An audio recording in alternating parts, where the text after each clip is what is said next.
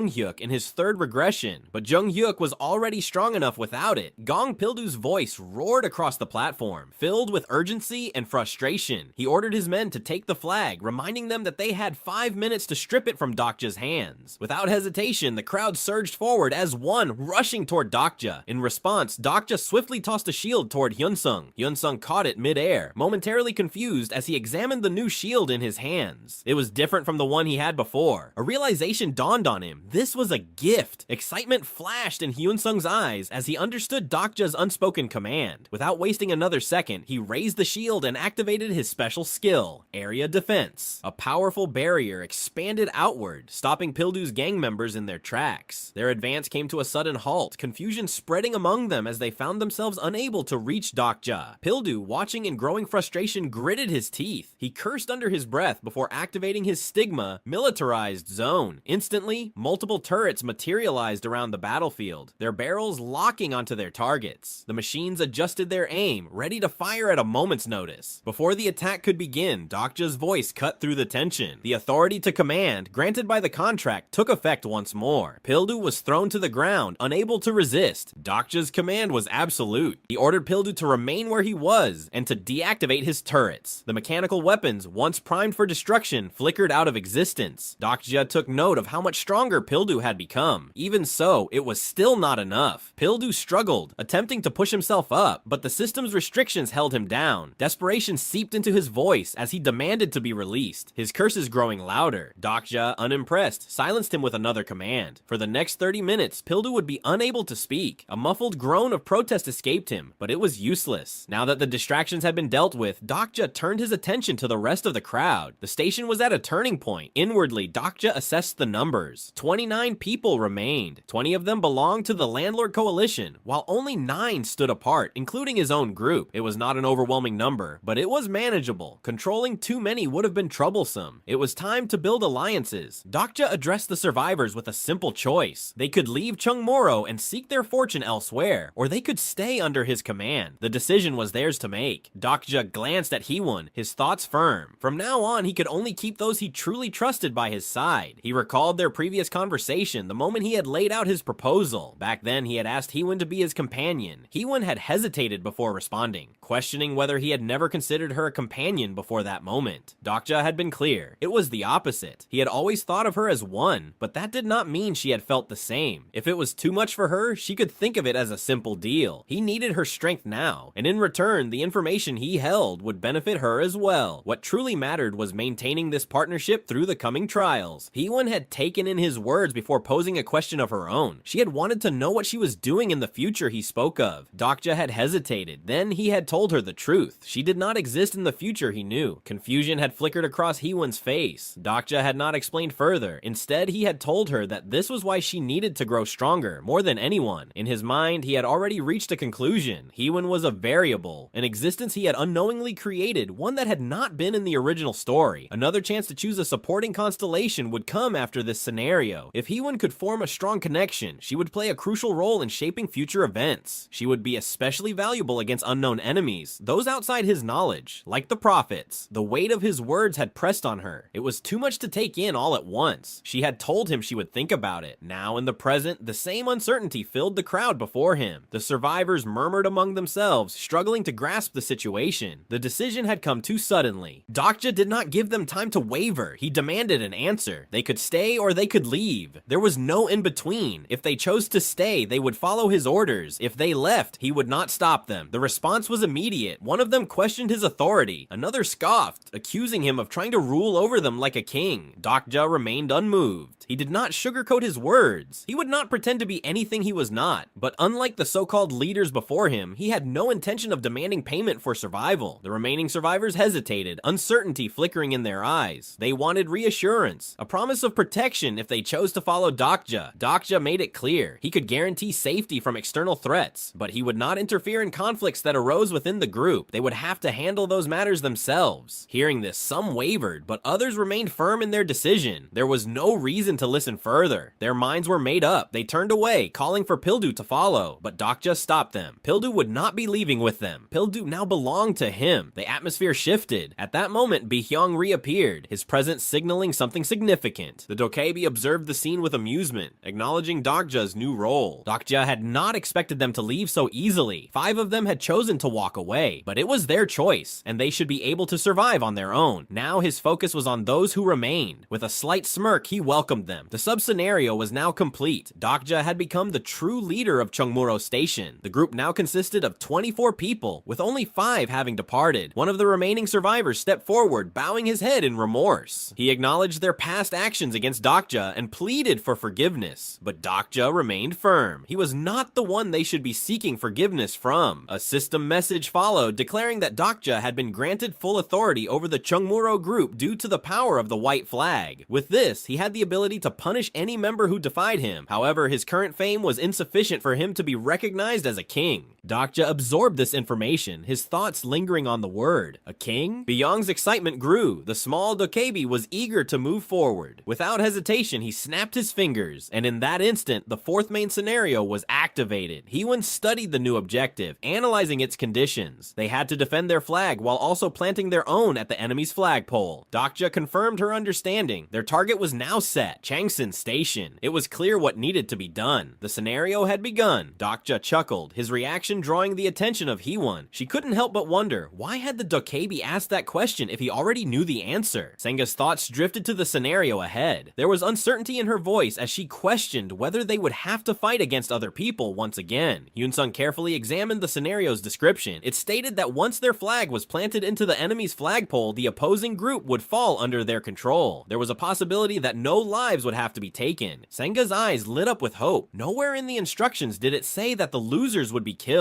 If they could assimilate the opposing group into their own, then perhaps. Hyun-sung agreed. It seemed possible to complete the scenario without unnecessary bloodshed, but Dokja knew better. There was no such thing as a deathless scenario. This 4th scenario would claim more casualties than any that had come before it. Heewon shifted the discussion back to strategy. Their first priority was to locate Changsan Station. Hyun-sung provided the information. Changsan Station was on line 6. If they moved through the tunnels, they could pass through Yaksu and one of the transfer stations along the way. To execute their plan efficiently, they would need to split the group. Some would stay behind for guard duty, while the others would go scouting. As the group exchanged opinions and planned their next moves, system notifications appeared. The activation of the scenario had disabled Chungmuro Station's safety borders. Movement to other stations was now unrestricted. While the others continued their discussion, Dokja stepped away and approached Gong Pildu. He knew Pildu resented him, but that didn't matter. The man needed to adapt to reality. He was no longer a landlord. Dokja understood the reason behind Pildu's obsession with land ownership, but survival required knowing where to draw the line.